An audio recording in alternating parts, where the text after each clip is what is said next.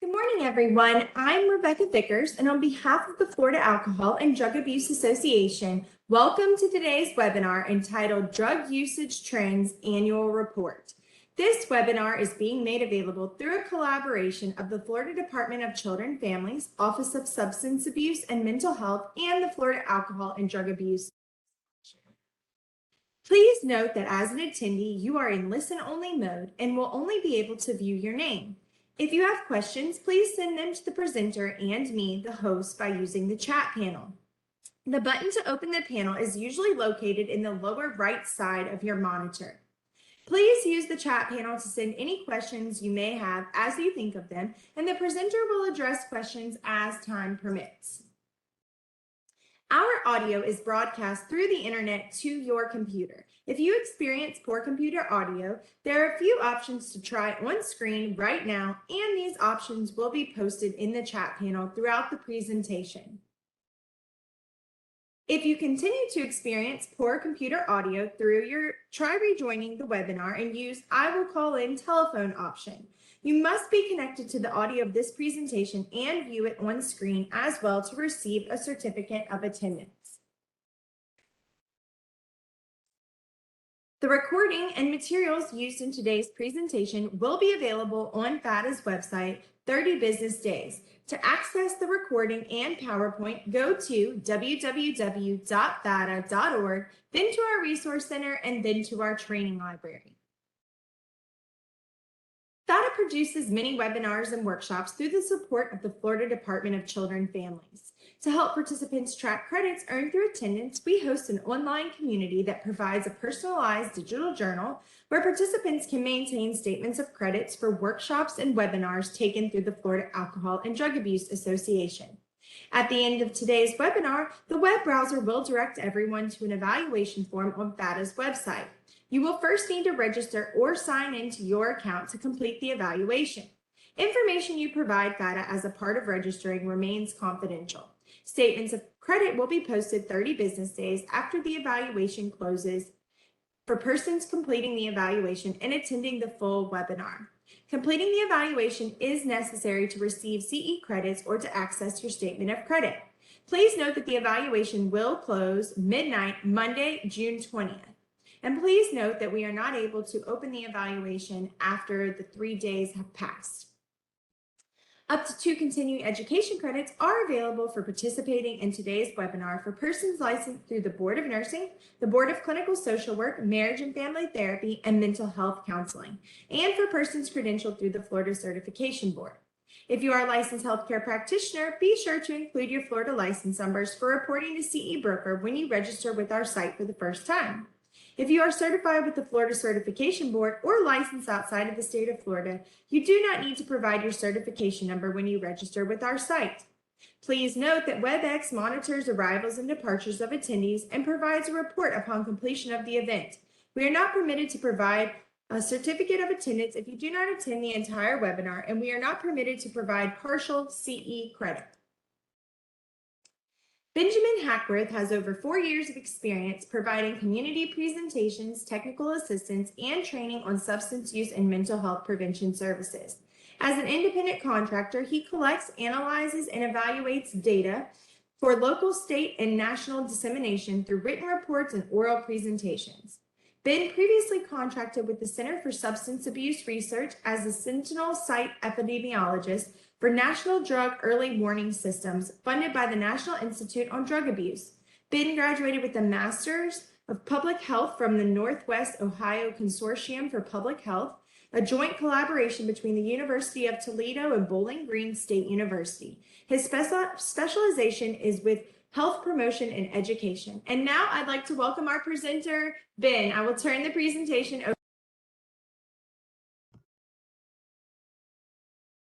Hi, good morning, everyone. Thank you, Rebecca, for that great introduction. I really appreciate it. So today we'll be going over the annual report on patterns of and trends in substance use Florida, sponsored by the Florida Alcohol and Drug Abuse Association and the Department of Children and Families. So I'm really excited to go over um, some update data, and some new data to present to you, and to have this information um, given to you, and so that you're more informed on what's going on in the US and in Florida as well. So today's webinar will be having some objectives that I hope we accomplish by the end of the session. And the objectives for this presentation are as follows. So we hope to identify updates in substance use trends in Florida youth and adults. Second is to understand patterns of substance use regionally and statewide. And then lastly, understand misuse, morbidity, and mortality trends in Florida.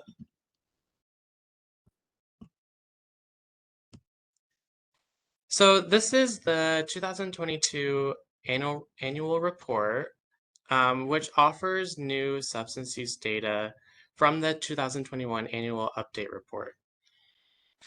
We will discuss substance misuse among adults and youth in Florida and across the nation. We'll also highlight the opioid epidemic during the height of COVID-19 pandemic in 2020.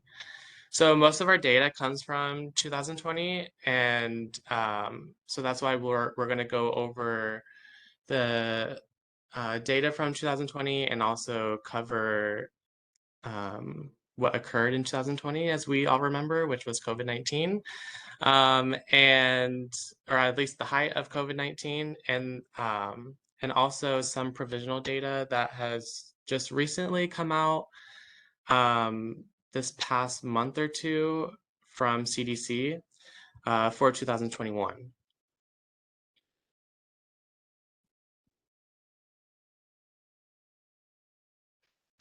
So just to briefly go over the main data sources that I used for this presentation, a plethora of data came from the CDC, also Florida Health Charts, the Florida Medical Examiner's 2020 annual report, and also the National Survey on Drug Use and Health.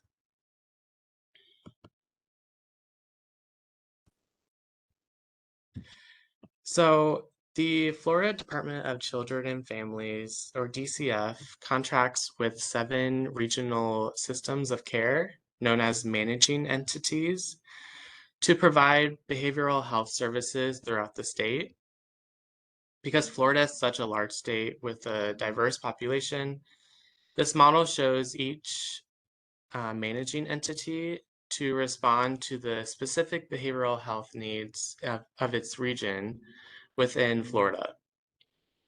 Since some of the substance use data that will be displayed here is written out by managing entity, it's important to have a good understanding of these 7 managing entities. So Northwest Florida Health Network in blue serves the smallest population with 1.5 million people, or about 7% of the state's population, and is dispersed throughout a larger geographic area known as the Panhandle. Lutheran Services Florida makes up the Northeast and part of Central Florida in yellow.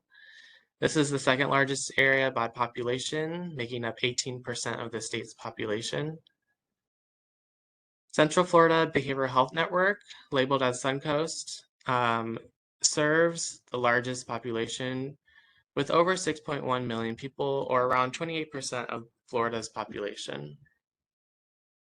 Central Florida Care's health system is represented in orange, serving 13% of the population. Below that is Southeast Florida Behavioral Health Network, serving 10% of the population, followed by the smallest managing entity by population, Broward Behavioral Health Coalition, serving Broward County.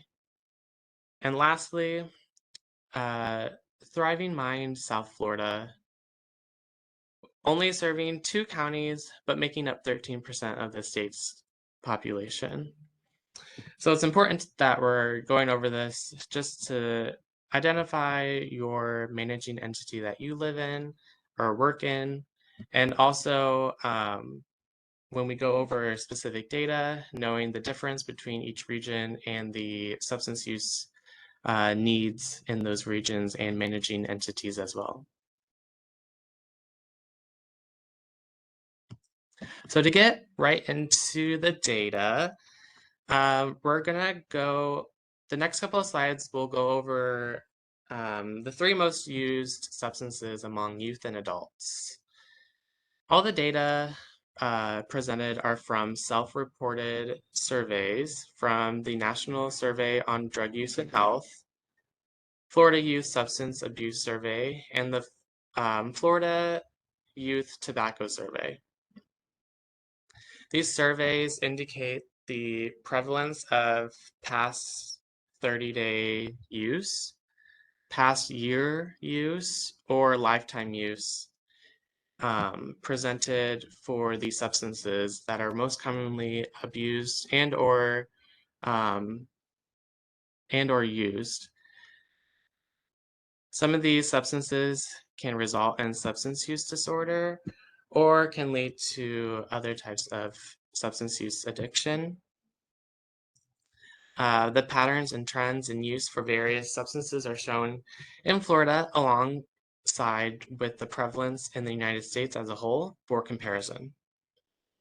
And just to let you know that these patterns and trends of substance use are shown among youth and adults. So for youth, we're looking at those who are 12 to 17 years old. For the most part, for the National Survey on Drug Use surveys, and then for adults, it's anyone over 18. So the first substance we'll go over is alcohol. And alcohol use, as we know, is pretty common in the United States. However, consuming too much alcohol can result in a range of negative health consequences. Risk of negative health impacts such as engagement in risky and/or violent behaviors can result from misuse of alcohol. Other health consequences with misuse of alcohol may result in alcohol use disorder and with the possibility of death with complications. With the popularity of vaping, which will be our next substance we'll talk about, there's a lot of popularity right now with vaping either nicotine or vaping marijuana rather than smoking traditional cigarettes. And vaping has become somewhat of a forefront substance, especially with concern for youth, vaping nicotine and eventually becoming addicted to nicotine. In fact, in 2008, the US Surgeon General declared youth vaping a public health epidemic. And has since, I'm sure we've seen so many public health awareness campaigns and so forth regarding vaping and the dangers it has on our youth. For marijuana, this will be our third substance we'll focus on in this section. And just want to highlight that marijuana use, although is becoming legalized either recreationally or for medical use, or has been decriminalized in general, there are still some short-term and long-term risks of marijuana use, and can also be abused as well.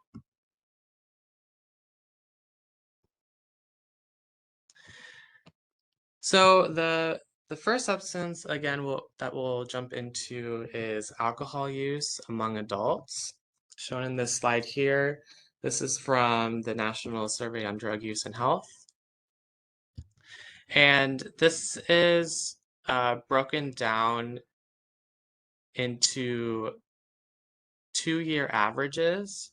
So for example, 2015 and 2016 averages are shown here. So for Florida, the the 2-year average for alcohol use among adults was at 57.3% versus the US at 55.5%. And so again, as you see here, the alcohol use among adults in the US and across Florida is shown here from 2015 to 2020 in the 2-year averages. And this is for past year use as well.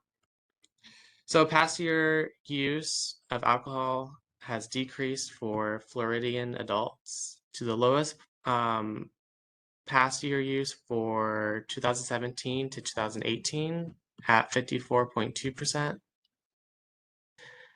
Then by 2020, we see an increase to 55.7% of adults in Florida who use alcohol for the 2019-2020 average. While use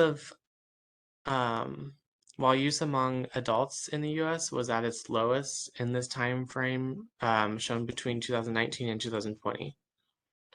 There's also been a lot of ongoing research regarding an increase in alcohol consumption during the pandemic. The pandemic has brought on a lot of high stress events, like the uncertainty of the pandemic during 2020, and may have led to individuals to turn to substances, specifically alcohol. So there's been a lot of self-reported surveys indicating that an increase of alcohol consumption occurred during the pandemic.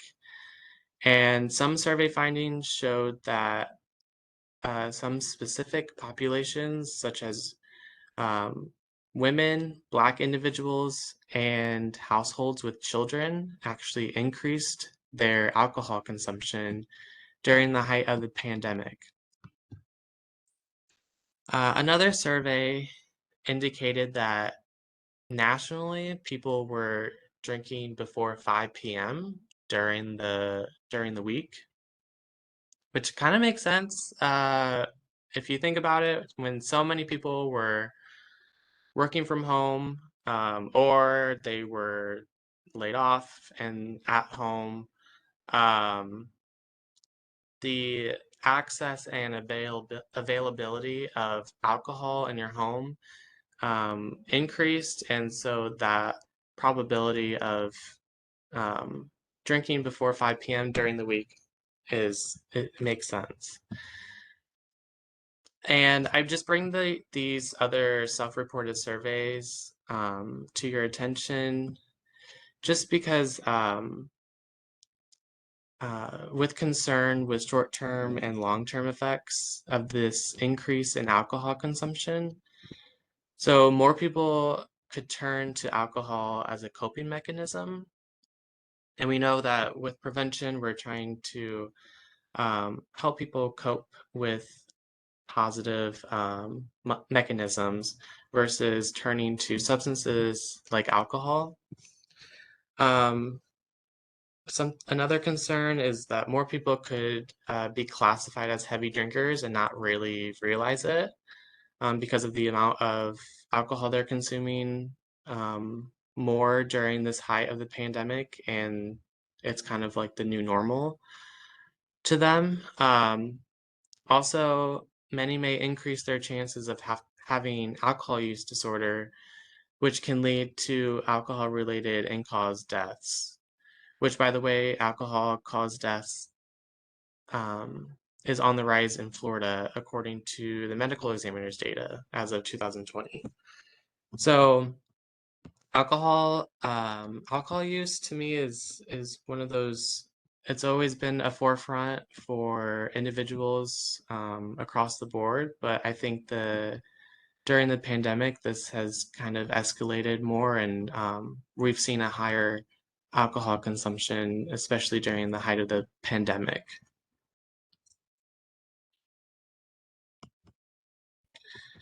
So alcohol use among Florida youth, according to the Florida Youth Substance Abuse Survey, is shown here. This we've seen a steady decline in alcohol use among youth for both lifetime use in orange and past 30-day use shown in the blue line. Since 2010, lifetime and past 30-day use of alcohol continuously decreases among Florida youth. Similar patterns occurred for binge drinking as well, with declining prevalence rates among Florida youth since 2010. And one interesting thing about alcohol use among Florida youth is the distinguishing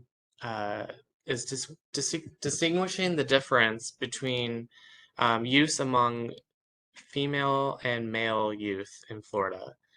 So looking more in depth in the Florida Youth Substance Abuse surveys, I found it really interesting to look at female versus male use of alcohol. And for both lifetime and 30-day use, females had a higher rate of use for alcohol and can be tracked all the way back to 2010 as having higher rates than males. So over this 10 years of data that we've had, this trend data indicates that Florida females in middle school and high school combined have higher rates of alcohol use than their male counterparts. Another variable that we can look at through these surveys are race or ethnic groups. And we can find that through the surveys, alcohol use is highest among white non-Hispanics, followed by Hispanic or Latino, and then African Americans. And that's overall for both male and female.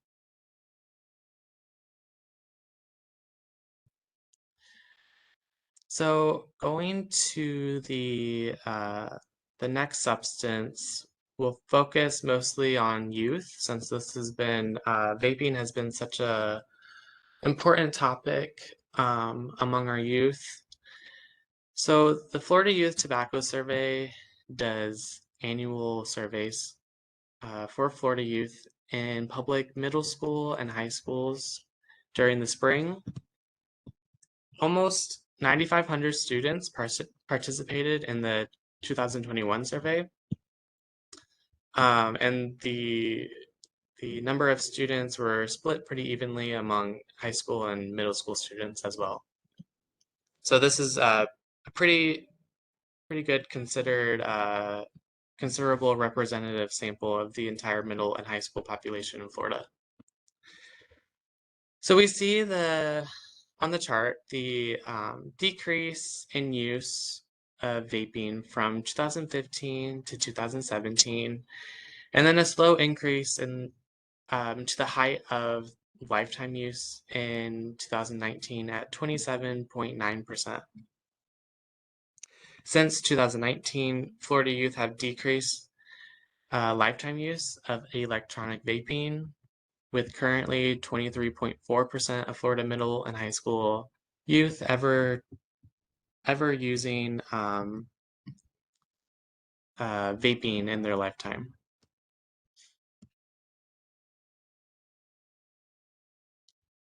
So with the same survey, they asked students about their current use, or otherwise known as past 30-day use. And current use of electronic vaping from the same period looks similar to lifetime use from the graph that we just looked at for vaping among Florida middle and high schoolers. In 2017, we see that students had the lowest percent of those who used in the past 30 days at 9.8%, while the highest point of use in the past 30 days occurred in 2019 at 16.6%. After this, the percent of youth who vaped decreased to 12.8% as of 2021.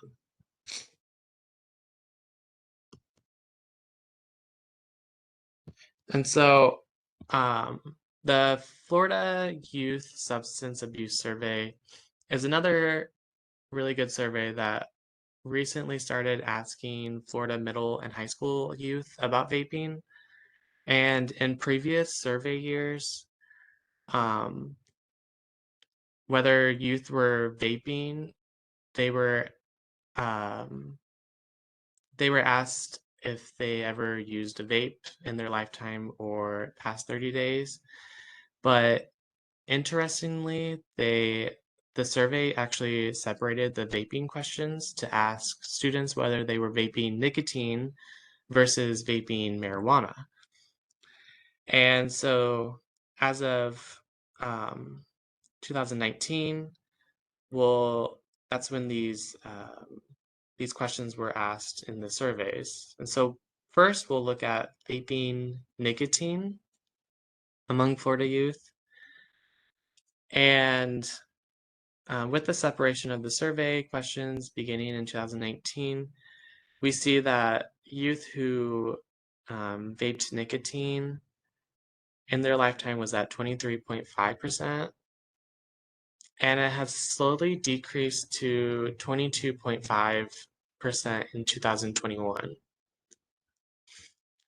Current use or past 30-day use of vaping nicotine is at a smaller percent than lifetime use, and sees a similar decreasing trend from 2019 to 2021, from 12.5% to 11.2%. Some other findings from the survey, from looking at various variables to consider for vaping nicotine and vaping marijuana, are that youth, a lot of older youth, use more, are more likely to use a vape pen or any other electronic cigarette more than the younger youth. Um, so grade 11 and grade 12 had the highest percentage of use among vaping nicotine and marijuana versus, middle school and freshmen and sophomores as well. Also, some other variables to look at would be race. So we have a higher rate among white non-Hispanics overall, and also a higher percentage of females are vaping nicotine over their male counterparts. And interestingly, vaping nicotine among males is decreasing, while females increase their use of vaping nicotine from 2020 to 2021. So I think that's something interesting to look at, is that males continue to decrease their use while females just recently increased use as of recent survey data. So as I said in the previous slide, the Florida Youth Substance Abuse Survey started asking students about, separated the question and asked students about nicotine and marijuana. So this is the vaping marijuana among youth. Among this survey, you'll see lifetime use increased slightly in 2020, but now in 2021, it's at its lowest rate at 14.9%. While current 30-day use has decreased to 6.7% in 2021. And if you're a data nerd like me, you may have noticed that a smaller percent of Florida youth vape marijuana versus vaping nicotine. So that's also something to consider when you're, if some of you have, you know, prevention awareness or campaigns, or use are in the school districts. Students are more likely to, according to these surveys, use vape nicotine versus vape marijuana. And then for vaping marijuana, again, we see a higher use among females overall, and also white non-Hispanics as well.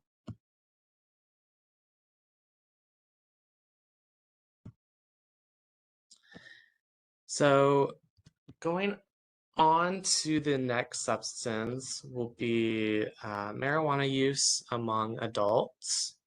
Again, this is from the National Survey on Drug Use and Health.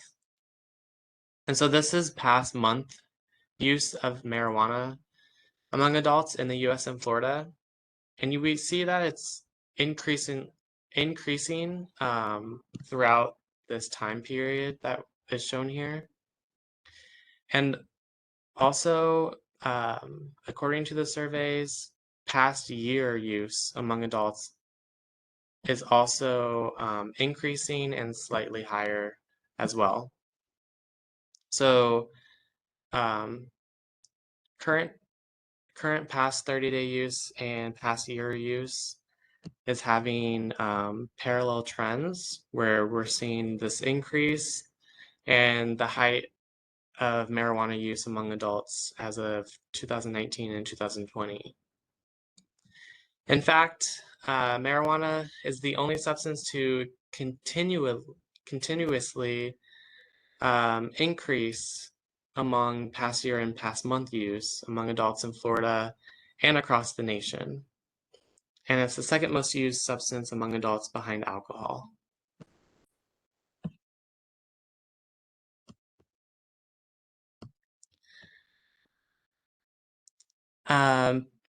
Marijuana use among Florida can also be seen here through the National Survey on Drug Use and Health. So past month and past year marijuana use among youth has been slowly decreasing over time since these 2-year averages shown here. Specifically during the 2016 and 2017 2-year average, where we see Florida at 7.5% for current day use and the US at 6.5%. So according to Florida Youth Substance Abuse Survey, which is another survey that asked about marijuana use, lifetime and current 30-day use is also decreasing, but at a very slow rate.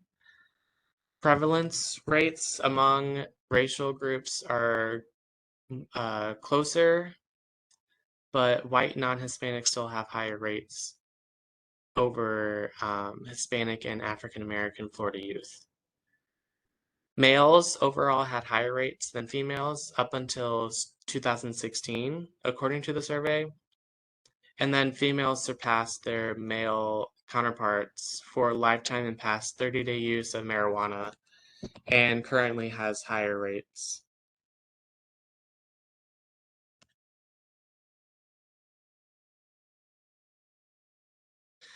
So we went over prevalence rates from self-reported surveys for some of the most common substances used in Florida among youth and adults.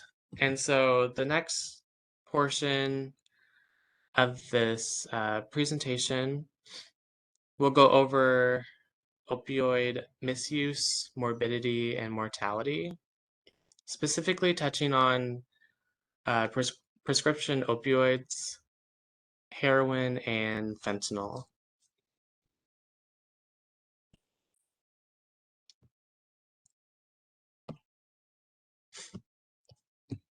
So the current drug epidemic is looking pretty bleak, unfortunately, and I'm sure many of you are already aware of this or have heard in the news the amount of drug overdose deaths occurring across the nation and in your communities.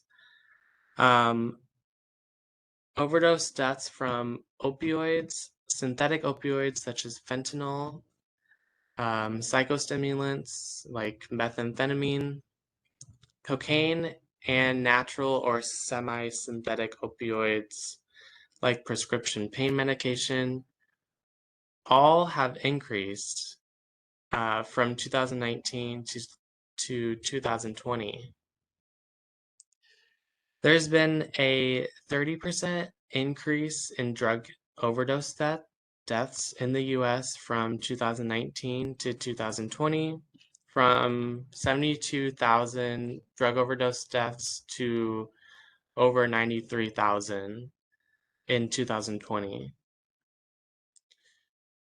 Drug overdose numbers show that overdose deaths were on the rise in 2019 and early 2020, but the pandemic may have escalated overdose deaths even more.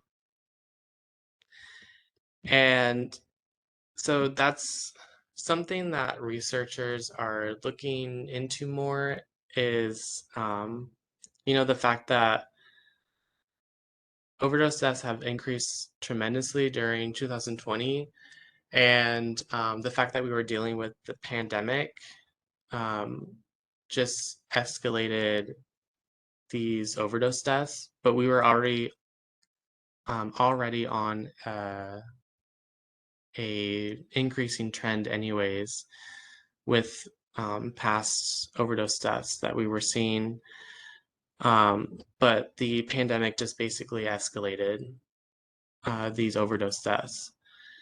The mental health and substance use treatment communities also were in a crisis dealing with this pandemic, and also dealing with their clients as well during the height of the pandemic when we were all, supposed to stay in shelter and kind of not knowing what was going on during this time. And so it's been a really difficult um, time for people in the mental health and substance use realm to try and assist their clients um, when they're supposed to be, social distancing and not being able to support their clients and so forth. And so not having that support system has really been detrimental to these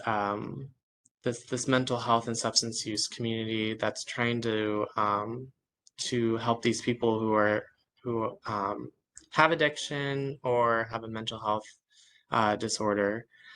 And so it's been a really unfortunate time. I'm sure many of you are in the weeds. So I know I'm preaching to the choir. So, um, but I digress. So with all this, we've seen the increase um, in overdose deaths, and also dealing with the increase of fentanyl on the streets and the productivity, the lethal dose of fentanyl has just increased tremendously. And I'm sure many of you, again, have been noticing this and seeing this in your regions or your communities. And fentanyl is making the drug scene just so much worse and is really the driver for these overdose deaths and the increase that we're seeing um, currently.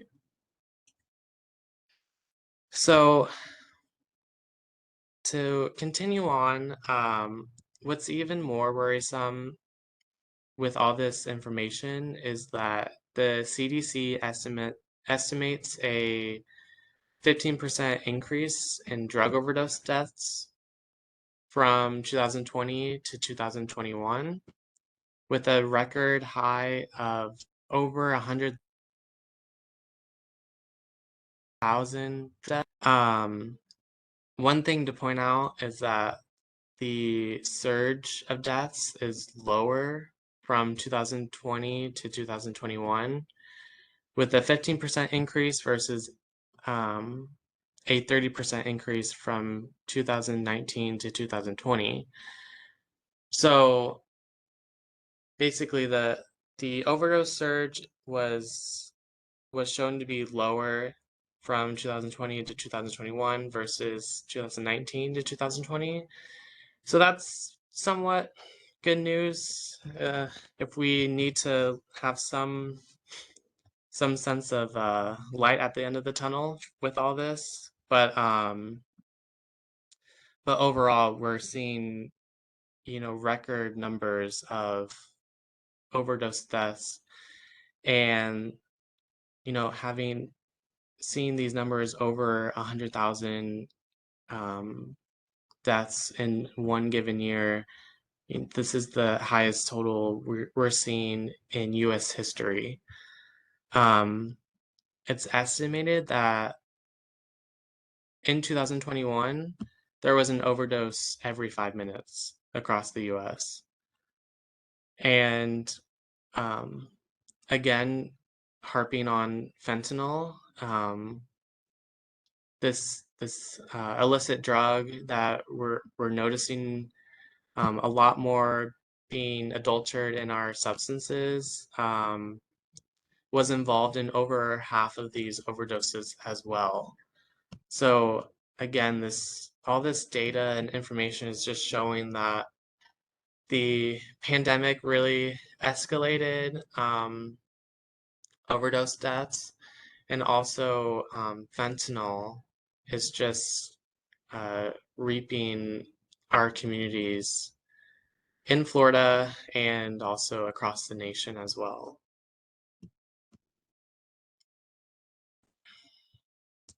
So specifically for Florida, in regards to drug overdose deaths, Florida also saw an impact from the pandemic, obviously, and the surge in drug overdose deaths that resulted from illicit opioids like fentanyl. So Florida wasn't spared, with having an influx of fentanyl that arrived in your communities and regions. It's infiltrated our streets, and it's been everywhere.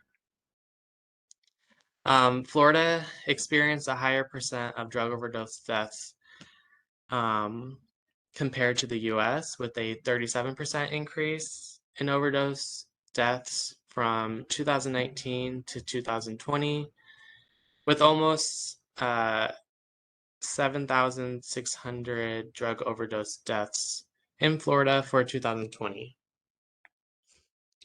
Just like the US overall, a smaller percent of drug overdose deaths was observed for 2021 with the provisional data that we have thanks to the CDC. However, total number of deaths are estimated to reach over 8,000 in Florida. Florida also has the second highest number of total drug overdoses in the country. So just looking at the total number, we have the second highest in Florida for drug overdose deaths. And so for Florida specifically, and comparing it to the US, it's pretty similar data. We see that the biggest increase in overdose deaths from 2019 to 2020. However, we're still topping our records as of 2021 with the provisional data that we have, with over 8,000 deaths in Florida, which has never been seen before in our state.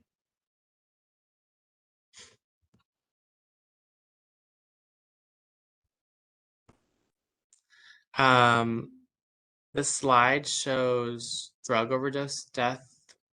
drug overdose death rate in the US and Florida per 100,000 population from 2015 to 2020. Total drug overdose deaths in Florida began increasing in 2015, which was basically the start of the opioid and drug epidemic, and continued on to increase through 2017 until a decrease was observed in 2018. Once again, however, drug overdose deaths increased in 2019 and 2020 with over 7,000 drug overdose deaths in Florida.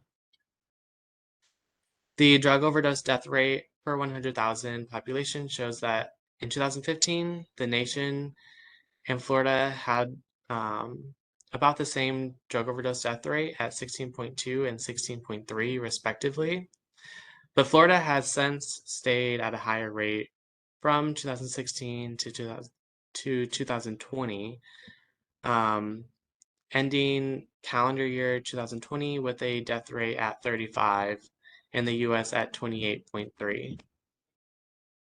So we're seeing somewhat of a higher separation now as of 2019 and especially 2020 with the death rate between Florida and the US.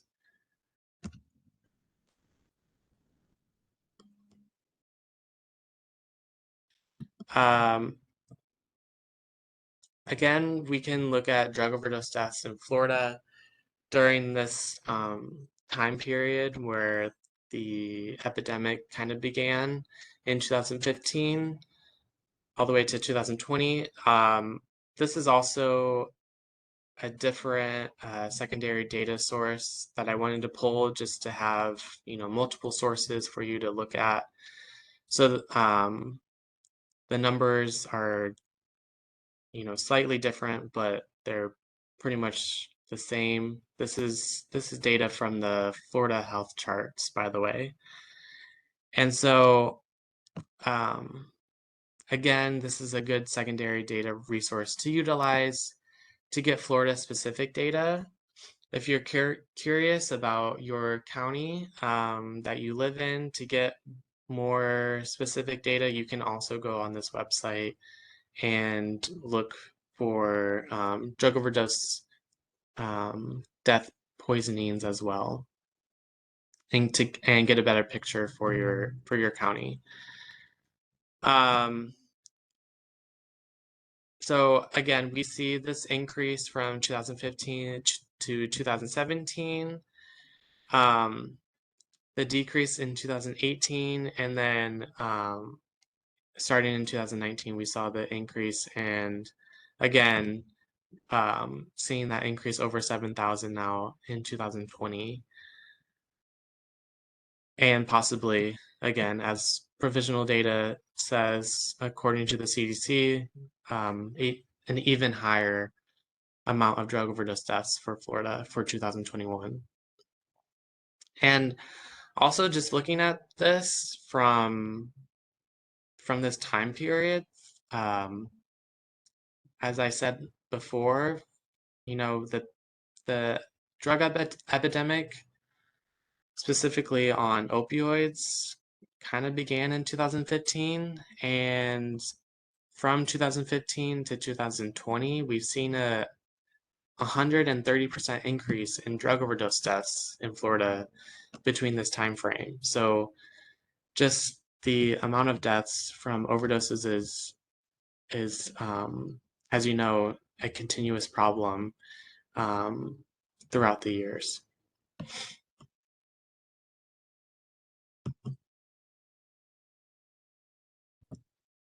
So we can also, so those past two graphs were specifically talking about drug overdose deaths, so all drugs involved.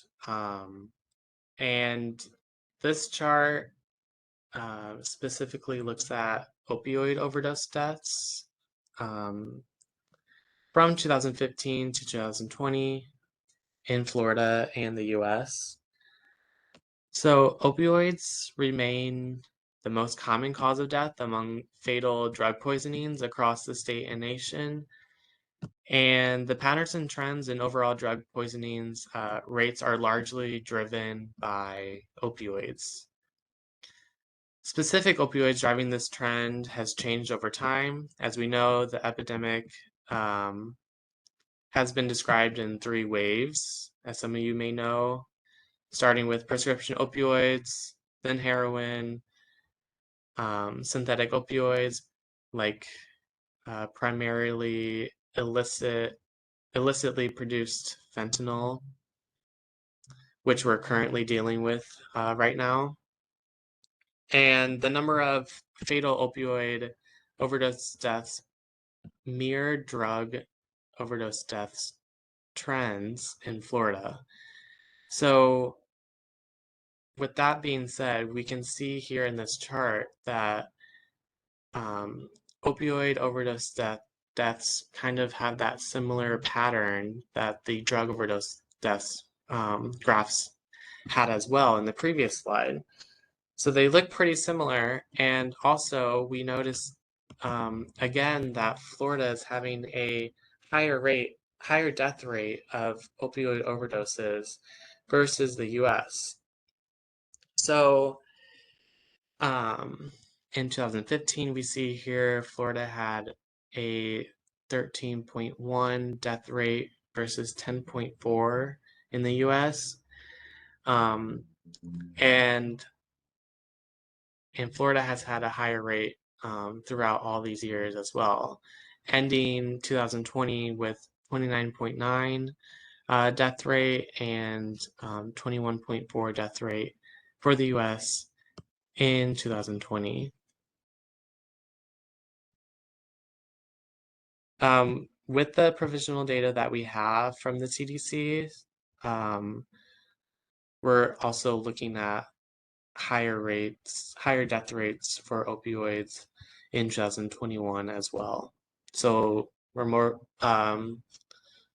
most likely going to see an increase, a continuous increase, I should say.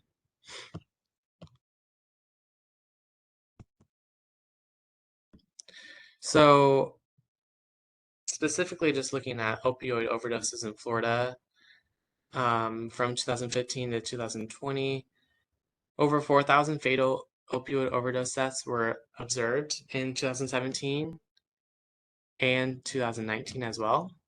But in 2020, Florida saw the highest number of fatal opioid deaths with over 6,000. In 2020, Florida almost reached a death rate of 30 for fatal opioid overdoses. So again, this is a secondary data resource for you to look at. This is from Florida Health Charts. So again, as I said, the numbers are slightly different than from what the CDC presented, but still really good data and still shows the similar trends that we're seeing in Florida. And like I said, you can go on this Florida Health Charts and look at your county and what the overdose death rates and the total numbers are specifically for your county.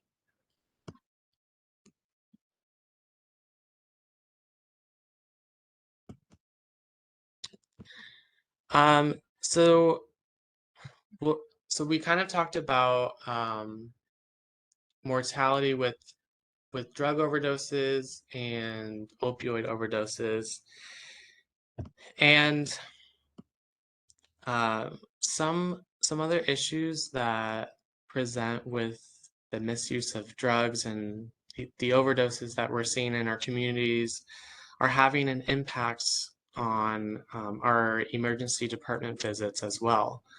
So as you remember, again, during the height of the pandemic, we were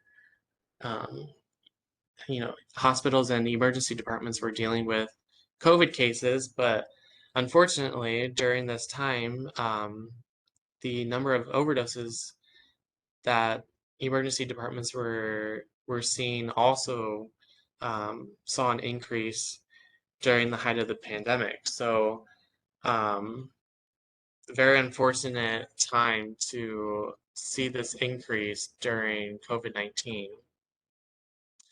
And so this burden on emergency departments is shown here for all drug non-fatal overdoses that we're seeing in Florida.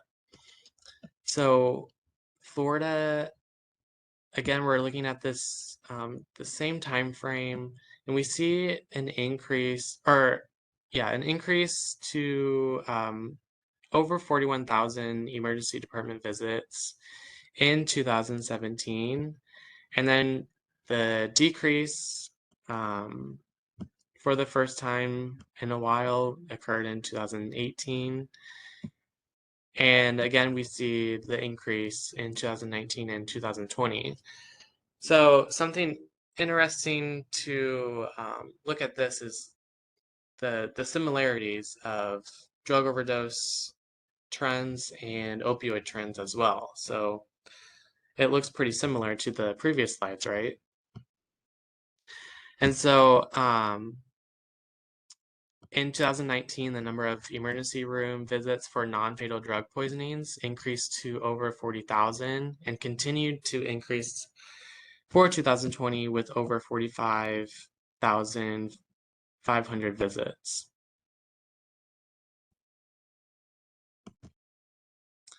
So about half of the emergency department visits have been due to opioid-involved non-fatal overdoses.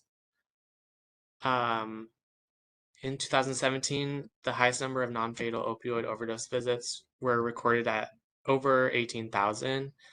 However, the number of non-fatal opioid overdose emergency department visits surpassed this number in 2020 with 21,277 visits for a non-fatal overdose.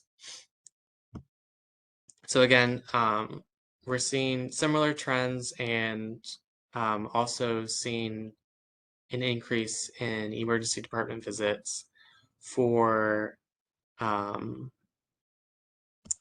these non-fatal overdoses, and it's impacting and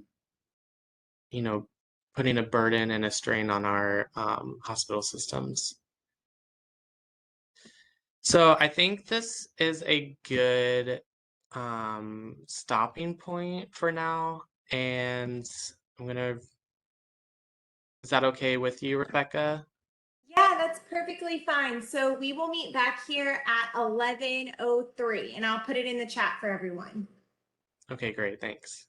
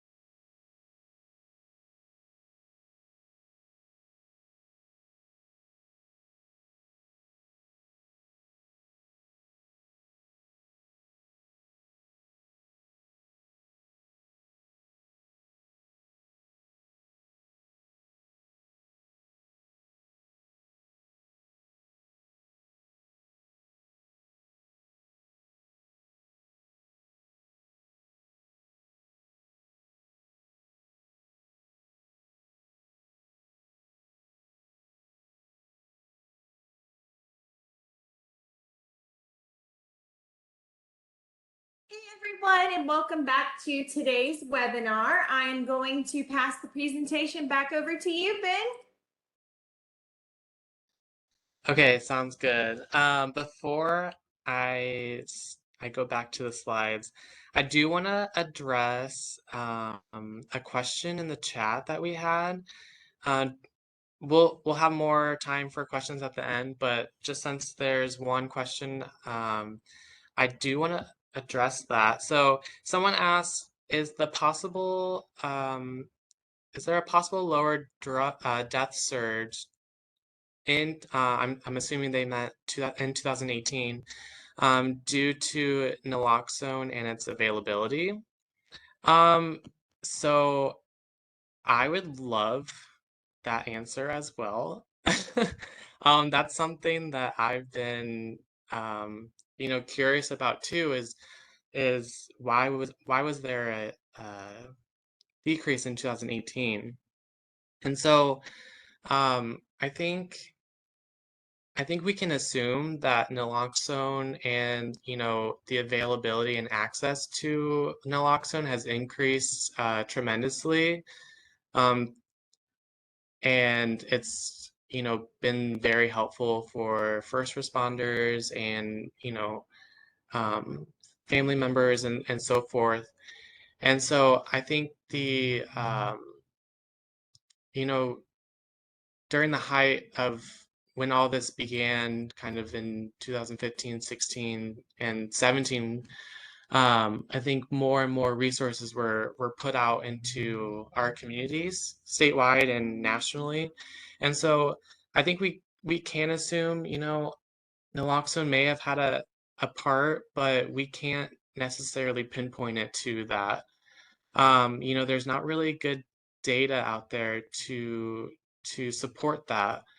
Um, at the time too, because I've worked on different grants, it's kind of hard to have first respon first responders, you know, detail how many or record how many naloxone or Narcan they're using, how many are, have revived a life, are these repeat users, the data is just not there to support that answer.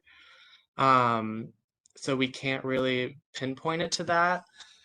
But also another thing to consider would be that the potency of the drugs that we're seeing right now in the drug scene has increased tremendously. So maybe at that time in 2018, we weren't seeing as much, such a high potency of fentanyl or these other substances that we know as of 2019 and 2020, even today, we're seeing fentanyl mixed into so many drugs like cocaine and, um, fake fake prescription pills, methamphetamine as well. So I um yeah, that question um I think is a really good question, but I don't think we can, pinpoint it to naloxone helping that decrease, but I think, it is a helpful um resource to have, and I think it has helped a lot of people not overdose and um, may have somewhat contributed to those numbers in 2018. So that was just one question in the chat I wanted to address first. But again, we'll go over more questions later on. So the next couple slides will go over the medical examiner's annual report from 2020. During this time of me creating this presentation and writing this report, they actually released a 2020 update, or sorry, 2021 update. So if you're more curious about the current data, there's actually a new report up, but at the time of writing this, we had 2020 data available for us.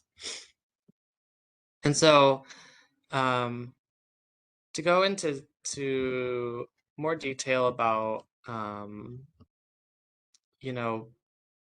the first wave of the opioid epidemic really began with overprescribing, misuse, and in turn abuse of prescription opioids. Three prescription opioids that the Florida Medical Examiner specifically outlines in its report are oxycodone, hydrocodone, and methadone.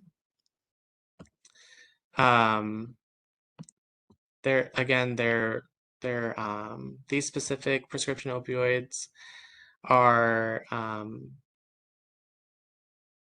put into the annual report in more detail with statewide graphs and regional graphs as well.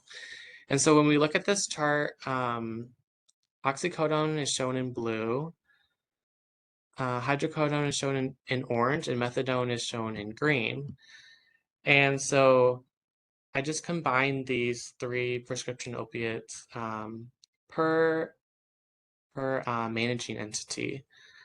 And so some things that you may find here is the total amount of differences that we see across the regions.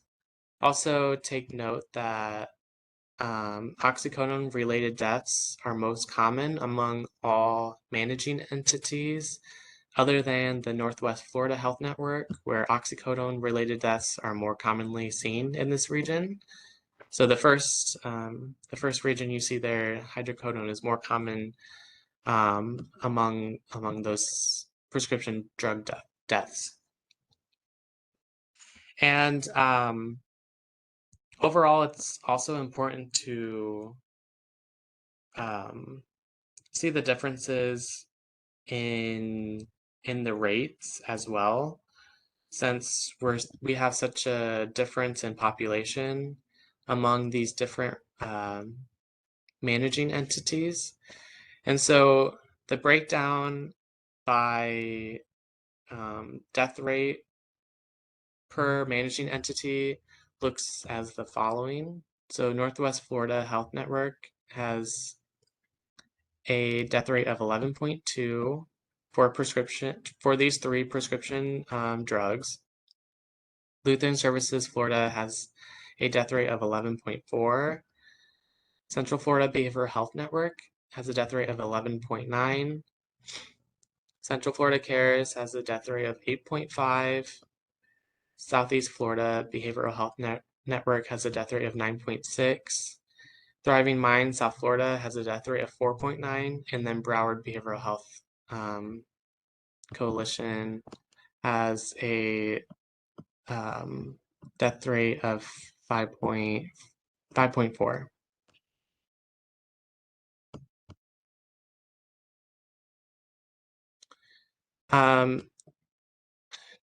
Drug-caused deaths are shown in this slide from 2015 to 2020, according to these three prescription opiates that we looked at in the previous slide.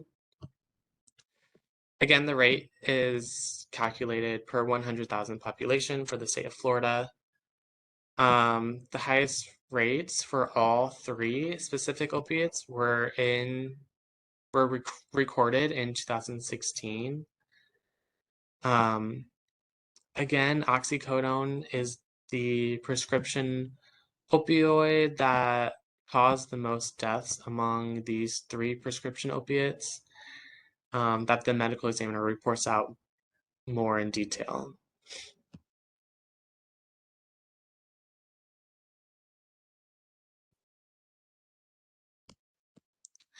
Heroin contributed to the second wave of the opioid epidemic.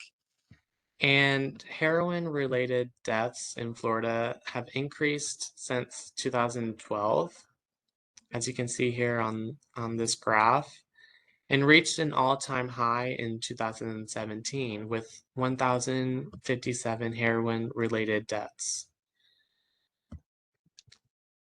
I also want to point out that you'll see on this graph that this counts the number of occurrences. So the medical examiner determines if a substance caused the death, as well as if a substance was present at the time of death. And so those substances that caused and were present at the time of death are counted for the number of occurrences. So I just wanted to explain that as well. So the first decrease in heroin-related deaths occurred in 2018, as we did with other drugs, substances as well. But the thing with heroin is that it has since remained stable. However, another decrease was observed for heroin-related deaths for Florida in 2020. And it's kind of interesting to see this downfall of heroin, since this was a part of the second wave of the opioid epidemic. But other drugs may have become more available and more potent than heroin, like fentanyl, for example. In fact, there were 0 deaths with heroin alone. So all deaths with heroin were accompanied by another substance. So polysubstance use is also a big issue as well.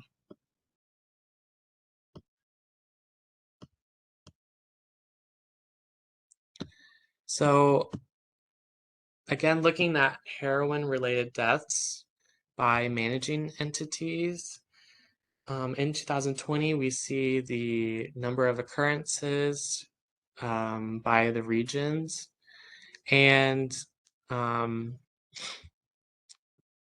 look more specifically at the death rate per 100,000 population, Northwest Florida Health Network had a death rate of 5.2.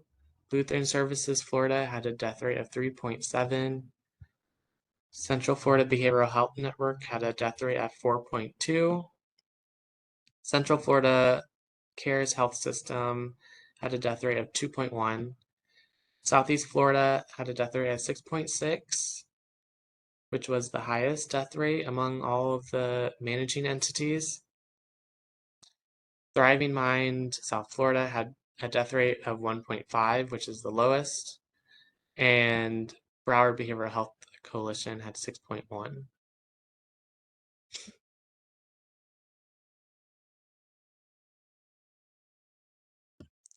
So increases in deaths due to synthetic opioids, mostly synthetic fentanyl, began the third wave of the opioid epidemic. Fentanyl and fentanyl analog related deaths increased dramatically starting in 2015. For 2020, there were 7,785 fentanyl and fentanyl analog related deaths in Florida. Something that I think is interesting about fentanyl, not specifically for Florida, but for the US in general, the DEA actually seized more than 12,000 pounds of fentanyl in 2021. So they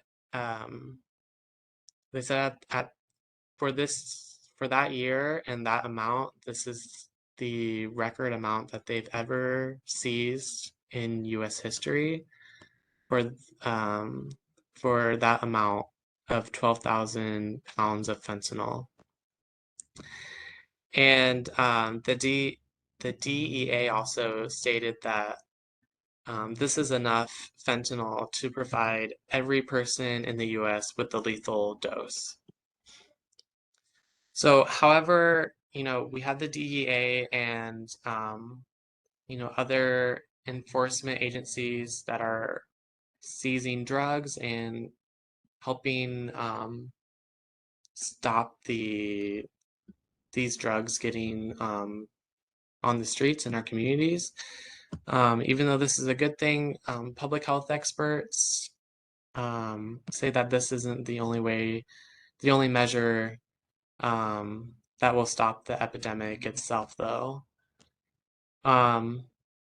Another um, thing to take into consideration with fentanyl is that um, we're seeing more reports of drug cartels in Mexico using chemicals from China to mass produce and distribute fentanyl and meth across the US through the borders, planes, and ports as well. Uh, these Mexican cartels are also mass producing pills to make them look like they're real oxycodone, hydrocodone, and Percocets. Even Adderall is falsely advertised um, and has been shown to have fentanyl in them as well. And they're marketing them as if they're real pharmaceuticals when they're not. So um, with all of that being said, we're seeing such a huge increase in fentanyl deaths, and you know we're seeing throughout the U.S. and in Florida these issues of um, you know law enforcement finding all these drugs being transported into the U.S., the amount of fentanyl that is being adulterated and mixed into other substances and sold as um, falsely advertised. So these are some reasons why we're seeing such a huge increase in the U.S. and in Florida as well. Because these numbers, this graph looks startling, right? We went from over 5,000 fentanyl and fentanyl analog related deaths in 2019, and now we're at over almost close to 8,000 related deaths with fentanyl in 2020.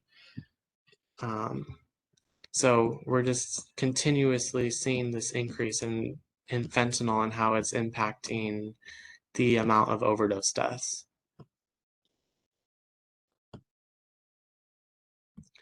So when we look at fentanyl and fentanyl analog related deaths by the managing entities, we can see this here in this graph, and 5 out of 7 managing entities had more than 1,000 fentanyl related deaths, while Central Florida Behavioral Health Network had over 2,000. Again, this region has the highest population, so that makes sense. So to get a better understanding, we can have our breakdown of the death rates per region. So Northwest Florida Health Network had a death rate of 19.4 with fentanyl and fentanyl related deaths. Lutheran Services Florida had a death rate of 40.5 per 100,000 population.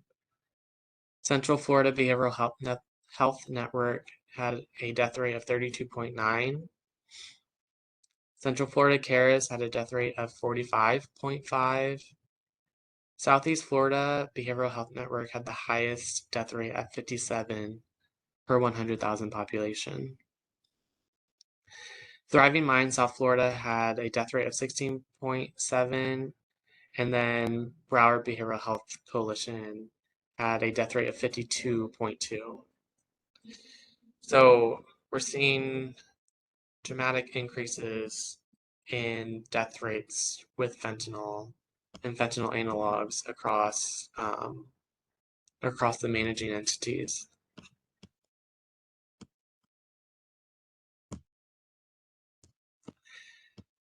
So just to show how fentanyl and fentanyl analog cause death rates have increased over time in Florida can be shown here. So in 2015, the death rate for Florida for fentanyl was at 3.5 per 100,000 population, which is shown in blue. So I don't think there was fentanyl analogs being tested and reported to the medical examiner. So I think that's why fentanyl analog doesn't show up in 2015. It's not to say that fentanyl analogs weren't contributing to deaths in Florida. It's just I don't think they were being reported at the time because it was such a new thing. But it does show up in 2016, and the height of fentanyl analogs were in 2017 which contributed to 7.5 for a death rate.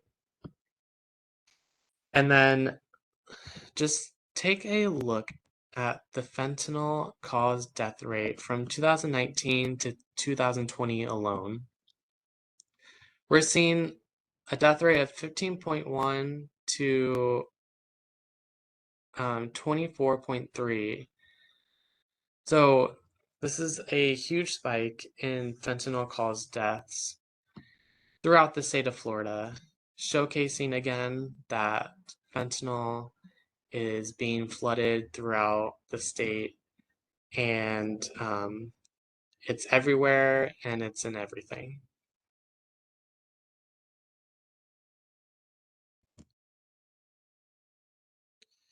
So now we're going to move on to stimulant misuse, morbidity, and mortality. Fatal drug poisonings due to stimulants are also increasing. Florida is experiencing a parallel rise in stimulant misuse, morbidity, and mortality along with the US, and is experiencing similar death rates for both cocaine and psychostimulants like methamphetamine.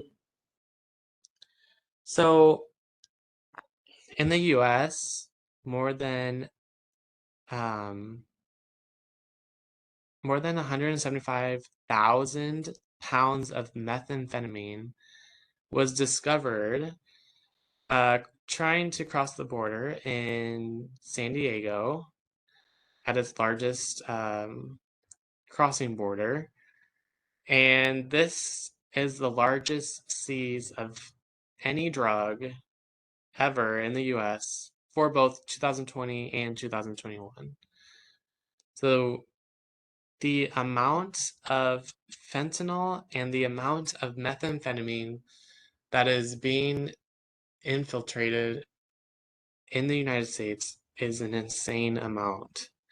The production and the lethal doses of these two specific drugs is just outrageous.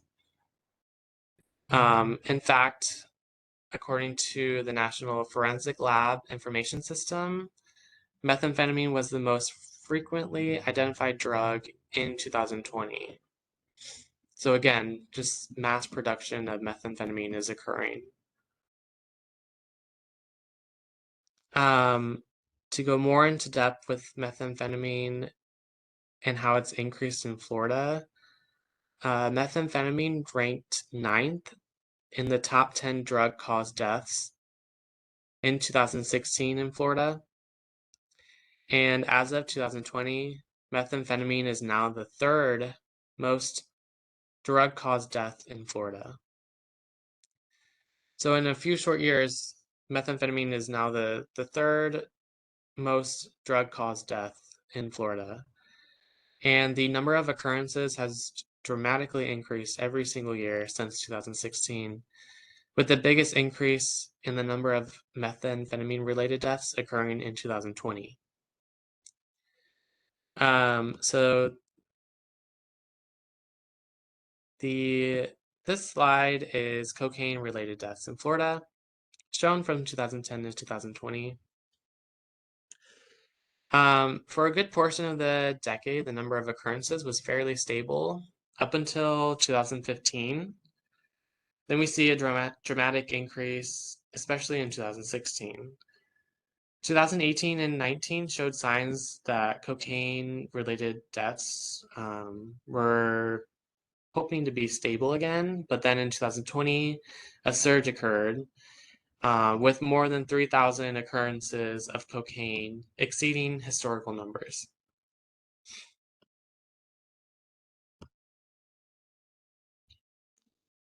So this breakdown is cocaine-related deaths by managing entity, and we can see the stark differences between each region.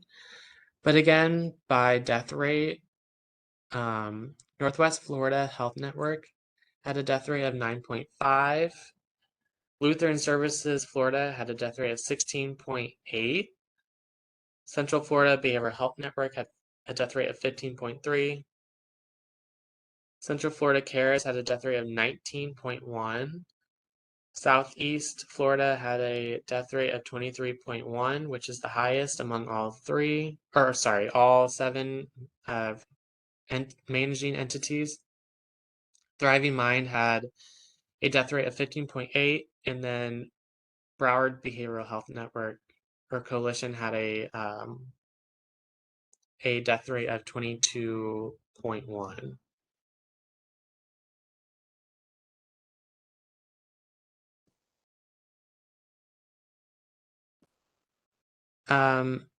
The number of occurrences for methamphetamine, as I said before, has dramatically increased every year since 2015, with the biggest increase occurring in 2020. So methamphetamine-related deaths also saw a 50%, almost a 50% increase from 2019 to 2020 alone. It's predicted that fentanyl and methamphetamine, as I said in the previous slide, will continue to be flooded in the streets of the US and unfortunately will affect Florida as well. And I'm assuming we'll see even higher methamphetamine-related death rates for 2021.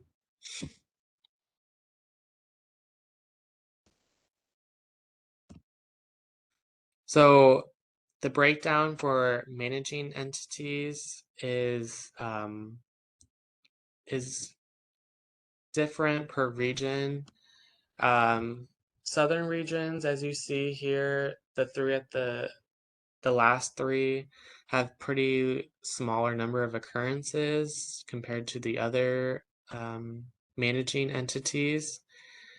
And to give you the numbers, Northwest Florida Health Network had a death rate of 18.7, and this is the highest rate of methamphetamine-related deaths among all the managing entities. Lutheran Services Florida had a death rate of 14.8. Central Florida Behavioral Health Network had a death rate of 12.8. And then Central Florida Cares had a death rate of 8.3. While the last three, like I said, all had a death rate of from 2 to 3 per 100,000 population. So much lower death rates for methamphetamine-related deaths in the southern regions versus the northwest region of the Panhandle having higher rates of methamphetamine.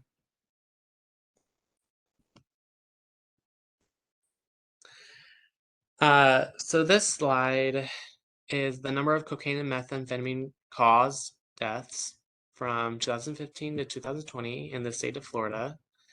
Cocaine is shown in blue and methamphetamine is shown in orange. Cocaine caused deaths is again shown here, and overall has a higher rate of caused deaths over methamphetamine. However, methamphetamine caused death rate has continuously increased since 2015. And as I said previously, I just think with the provisional numbers and estimates, I foresee methamphetamine caused deaths to continue to increase especially for 2021.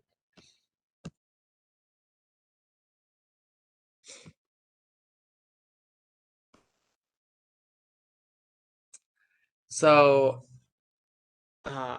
moving on to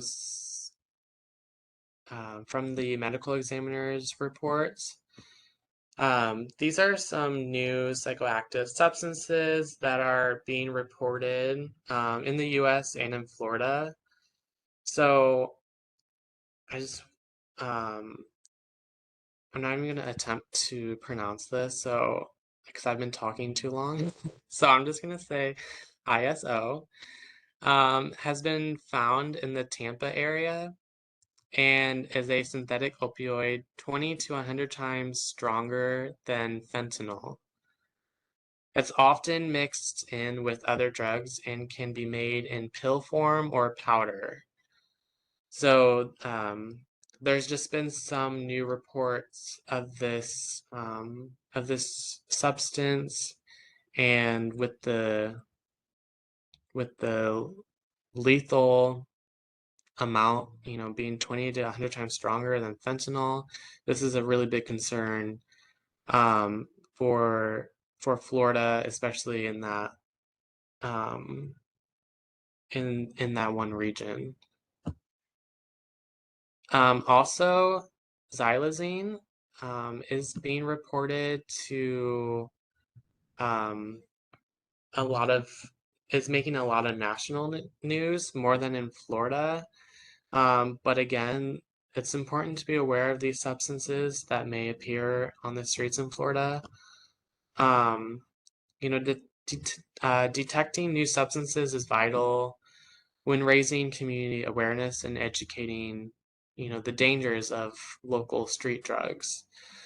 So, with xylazine, to go more into depth,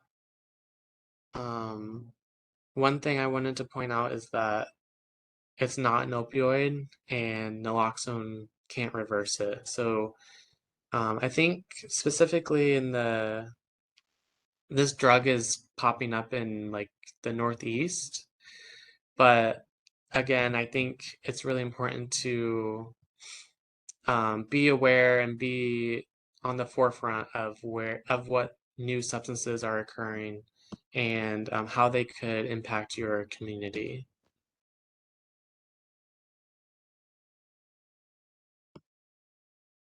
So to do a recap of what we've talked about so far, uh, rates of alcohol use have remained largely unchanged in Florida among adults until 2020, with an increase in past year use. However, use of alcohol among youth have decreased, as we talked about with the Florida Youth Substance Abuse Surveys. Marijuana is the one substance used by adults for which the pattern has been consistent over time. Both past month and past year use among adults has been steadily increasing over time. And the increase in Florida parallels that of the US overall for adults. Youth who use marijuana have slowly been decreasing over time. And then vaping among youth has stayed pretty steady as well and decreased in overall rates from the recent surveys.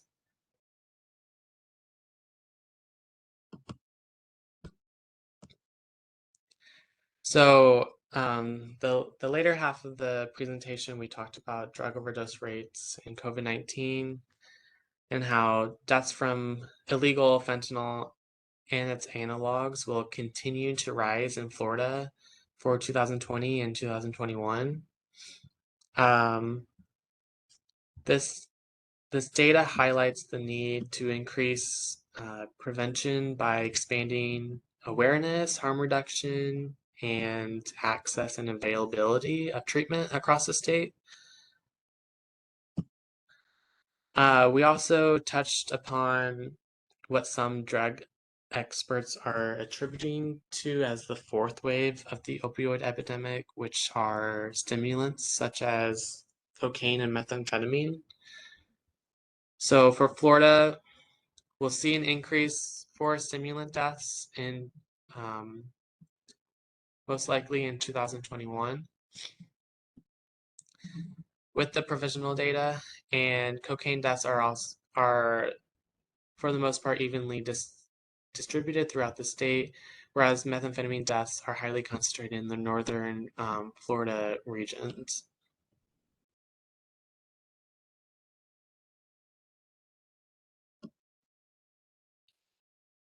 So here are some really good resources that's been coming out of Florida. I also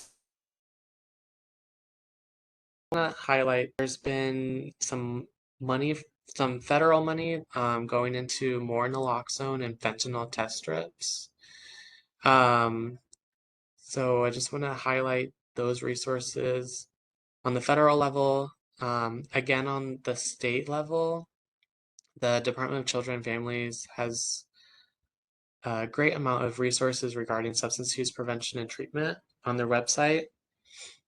And then Dose of Reality is a website where you can find helpful information about the opioid epidemic in Florida with specific statewide resources for opioid addiction. And we have a short video that describes Dose of Reality in depth, and I think it's going to play right now.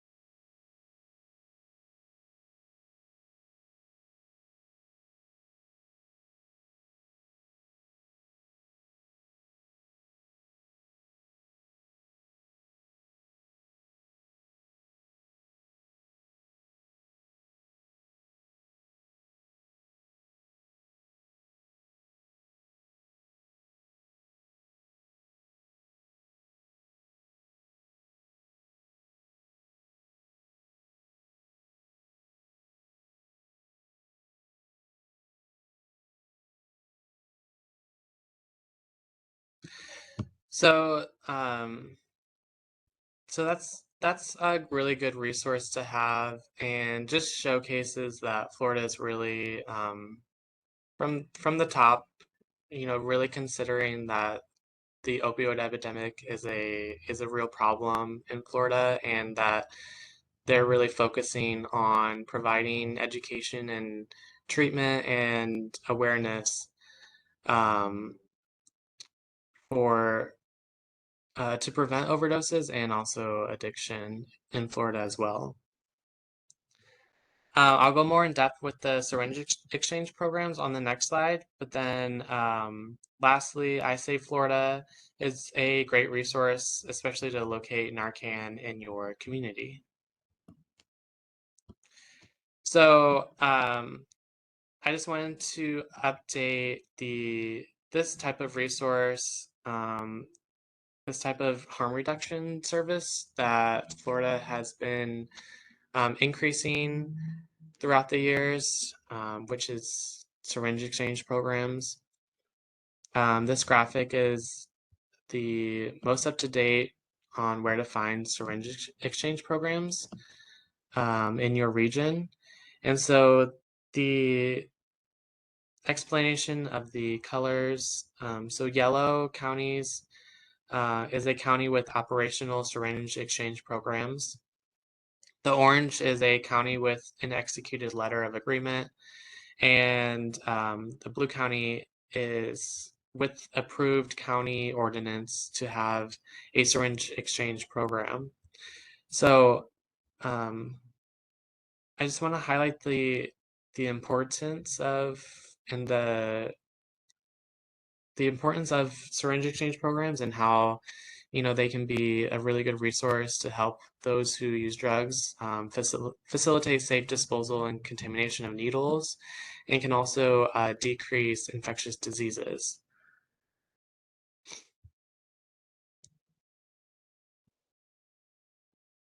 And then this slide just indicates where I received all of this great secondary data that I gathered for all of you today. And some of these are really helpful in case you need some data or utilize some data in your regions or local communities as well. And so I just want to thank all of you for your attention. And here's my contact information. I'm going to hand it over to Rebecca, and I think we're going to take some questions now. Thank you. Okay, everyone, I'm going to look through the chat and I am going to see if we have any questions. I saw one that said, are the percentages listed anywhere in terms of the chart? The bar graph visual leads one direction, which is different than the percentages reported. Do you have any conclusions you can share with anyone on that?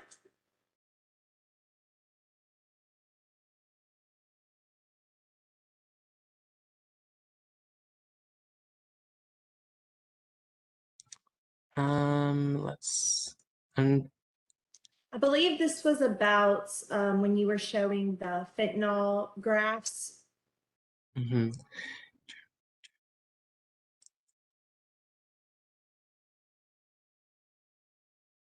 I'm trying to think which slide they're talking about.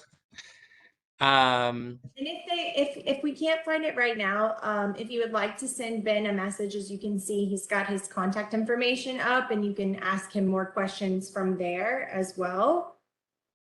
Yeah, that'd be great.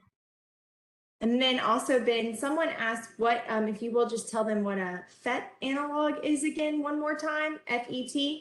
Yeah, so we know that like fentanyl is a illicit produced substance, and basically in these illicit laboratories, people are changing the structure of the chemistry of fentanyl, and so if you see a slight difference in the chemical structure of fentanyl, then that's considered a fentanyl analog. So they have like similar properties. Fentanyl analogs have similar properties to fentanyl, but they're not, the chemistry of it might be a slightly different.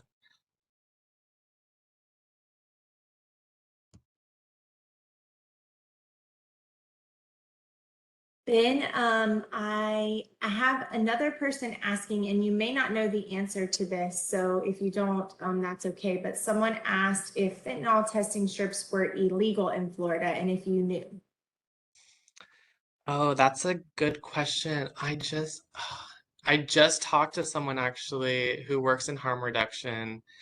I think, oh, I don't want to say anything. I don't want to say anything that's wrong. So I will have to look that up again. I think there's a lot of restrictions with fentanyl test strips. But yeah, that's all I need to say. I don't want to give out false information. No problem. That's why I prefaced it with, I'm not sure if Yeah. you know, because Yeah, if no, you did, it'd be it's a good a good question time. though. It'd be a good time to ask. Well, I don't know if you can see in the chat, but you're getting a lot of high praises. People have said it was a great, very organized, wonderful presentation full of great data. So thank you so much, Ben, for your time. And thank you for doing this webinar and pulling all of this information together for us. We really appreciate it. Yeah, thank you so much, everyone. I hope you enjoyed the presentation, and thanks, Rebecca. Of course, we'll have a good morning, Ben. Ben's in California, so it's really early for him. Thanks. Bye. All right, bye. All right, everyone, we've included Ben's contact information so that you may reach out to him with any further questions that you may have. And as stated before, Ben, thank you so much for all the work you put into this presentation. We really appreciate it. A couple of items of business to note before we conclude today's webinar. Please see the chat panel for a link to today's survey. Additionally, when I conclude today's webinar, your browser will take you to an evaluation on FADAA's website. You want to log in to receive CE credits or a statement of credit. You need to take this evaluation in order to receive them. You will be prompted to register or sign in to complete the evaluation. You can register as a visitor at no cost. For CEs to be reported to CE broker for Florida licensed healthcare practitioners, you must provide an accurate Florida Department of Health license prefix number the first time you register. After you register or sign in, you will be directed onward to the evaluation. You must use the same email address you used when you registered for this webinar as you have set up in your FADAA's profile, as this is the only way to connect your attendance and your profile. You will get a second opportunity to complete the evaluation through a follow-up email later today. The sender will be messenger@webex.com. Please remember the evaluation will close midnight Monday, June 20th, and we cannot open it after that day. We do not email statements of credit. Instead, after we verify attendance and completion of the evaluation, a statement of credit will be generated as a journal entry within your profile 30 business days after the evaluation closes. Thank you for participating in today's webinar, and we'd also like to recognize and especially thank the Florida Department of Children and Families, Office of Substance Abuse and Mental Health for funding today's education. And one more time, please remember the evaluation will close midnight Monday, June 20th. Thank you all and have a great day.